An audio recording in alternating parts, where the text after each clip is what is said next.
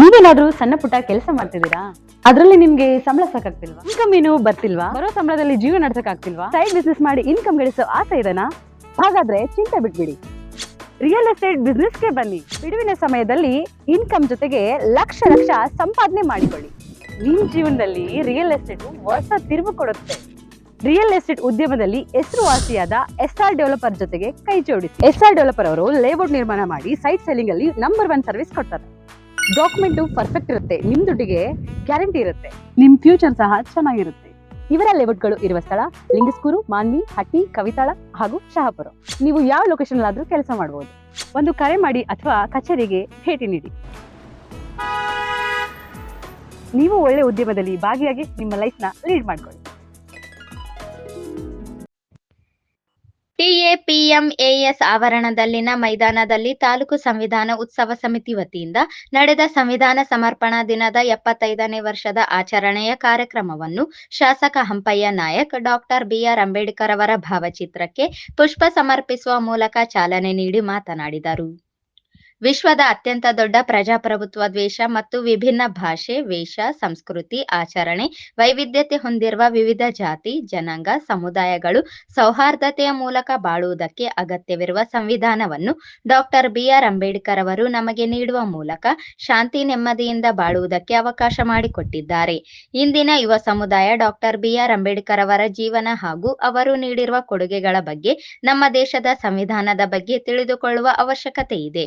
ತಾಲೂಕಿನ ಪ್ರತಿಯೊಬ್ಬ ನಾಗರಿಕರು ಕೂಡ ಡಾಕ್ಟರ್ ಬಿಆರ್ ಅಂಬೇಡ್ಕರ್ ಅವರು ರಚಿಸಿದ ನಮ್ಮ ದೇಶದ ಸಂವಿಧಾನದ ಕುರಿತು ತಿಳಿಸುವ ಉದ್ದೇಶದಿಂದ ತಾಲೂಕು ಸಂವಿಧಾನ ಉತ್ಸವ ಸಮಿತಿ ವತಿಯಿಂದ ಪಟ್ಟಣದಲ್ಲಿ ಸಂವಿಧಾನ ಉತ್ಸವ ಸಮಾರಂಭವನ್ನು ಹಮ್ಮಿಕೊಂಡಿದ್ದಾರೆ ಎಂದು ತಿಳಿಸಿದರು. ಕಾರ್ಯಕ್ರಮದಲ್ಲಿ ಸಂವಿಧಾನ ಪೀಠಿಕೆಯನ್ನು ಓದಲಾಯಿತು. ಭಾರತದ ಸಂವಿಧಾನದ ಪೀಠಿಕೆಯನ್ನು ಓದ್ತಾ ಇದೀವಿ. ದಯವಿಟ್ಟು ಎಲ್ಲರೂ ತಾವು ನಿಂತಿರುವಂತಹ ಸ್ಥಳದಲ್ಲಿ ತಮ್ಮ ಕೈಗಳನ್ನ ಮುಂದೆ ಚಾಚಿ ನಿಂತ್ಕೋಬೇಕಂತೇಳಿ ತಮ್ಮಲ್ಲಿ ವಿನಂತಿಯನ್ನು ಮಾಡ್ಕೊಳ್ತೀನಿ. ದಯವಿಟ್ಟು ನಾನು ಹೇಳ್ದಂಗೆ ತಾವು ಹೇಳ್ಬೇಕು ಅಂತೇಳಿ ವಿನಂತಿಯನ್ನು ಮಾಡ್ತಾ, ಭಾರತದ ಪ್ರಜೆಗಳಾದ ನಾವು ಭಾರತವನ್ನು ಸಾರ್ವಭೌಮ, ಸಮಾಜವಾದಿ, ಜಾತ್ಯತೀತ, ಪ್ರಜಾಸತ್ತಾತ್ಮಕ ಗಣರಾಜ್ಯವನ್ನಾಗಿ ರೂಪಿಸುವುದಕ್ಕಾಗಿ ಭಾರತದ ಎಲ್ಲ ಪ್ರಜೆಗಳಿಗೆ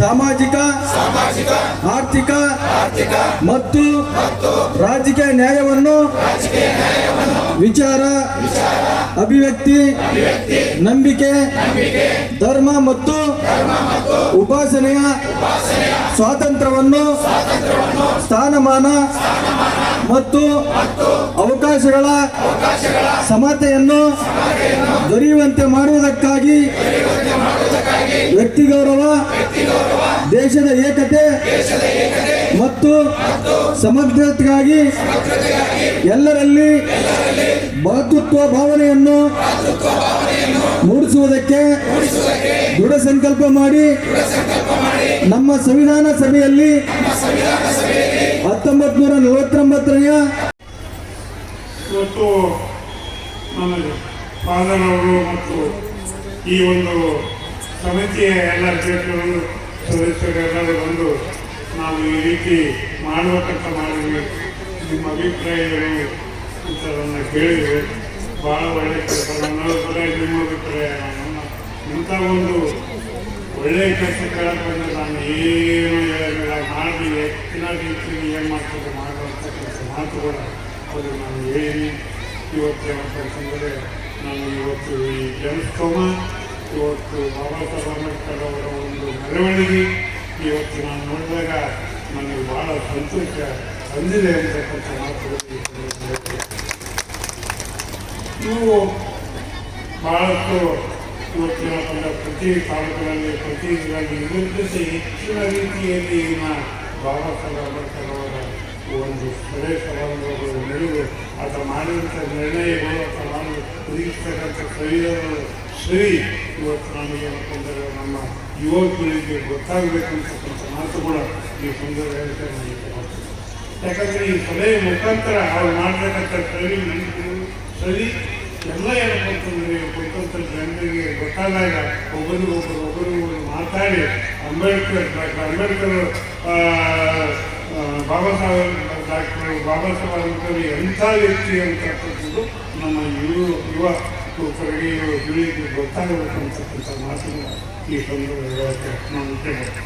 ಹಾಗಾಗಿ ಇವತ್ತೇನಪ್ಪಂತಂದರೆ ನಮಗೆ ಇವತ್ತು ಅಂಬೇಡ್ಕರ್, ನಾನು ಪ್ರತಿ ಸಭೆಯಲ್ಲಿ ಕೂಡ ಹೇಳ್ತೇನೆ, ಅಂಬೇಡ್ಕರ್ಗೆ ಹೇಳಿದ್ರೆ ನಮ್ಮ ಪರಿಸ್ಥಿತಿ ಏನಾಗ್ತಿತ್ತು ಅಂತಕ್ಕಂಥದ್ದು ನಮ್ಮ ಹತ್ರಕ್ಕೆ ನಾವೇ ಮಾಡ್ತಿರ್ತಕ್ಕಂಥ ಕೆಲಸ ಇವತ್ತು ಅಂಬೇಡ್ಕರ್ ಜನನ ಇಟ್ಟು ಇವತ್ತು ನಮಗೆಲ್ಲ ಸ್ವಾತಂತ್ರ್ಯ ತಂದು ವಾಕ್ಯ ಕಲ್ಕೊಂಡು ಇವತ್ತು ಏನು ಬೇಕಾದ ಮಾತಾಡ್ತಕ್ಕಂಥ ಕೆಲಸ ಇವತ್ತು ಅಂಬೇಡ್ಕರ್ ಜನ ಹಾಗೆ ಹೇಳಿದ್ದಾರೆ.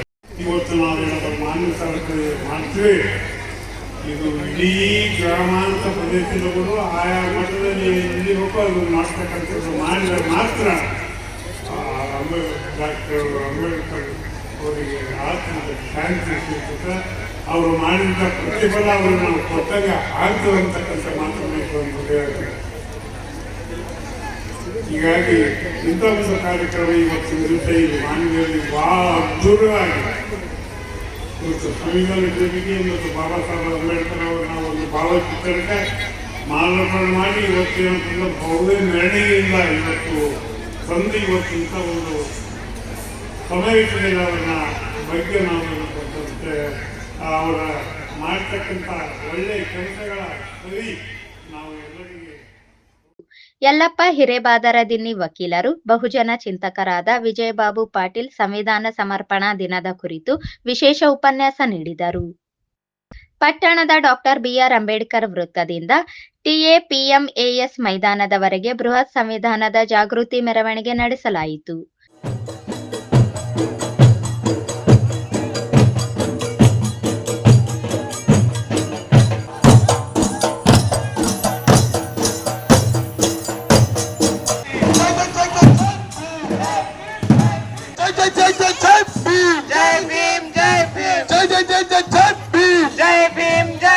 ಭಾರತದ ಸಂವಿಧಾನಕ್ಕೆ ಜಯವಾಗಲಿ, ಜಯವಾಗಲಿ, ಜಯವಾಗಲಿ. ಭಾರತದ ಸಂವಿಧಾನಕ್ಕೆ ಜಯವಾಗಲಿ, ಜಯವಾಗಲಿ, ಜಯವಾಗಲಿ. ಬಾಬಾ ಸಾಹೇಬ್ ಅಂಬೇಡ್ಕರ್ಗೆ ಜಯವಾಗಲಿ, ಜಯವಾಗಲಿ, ಜಯವಾಗಲಿ.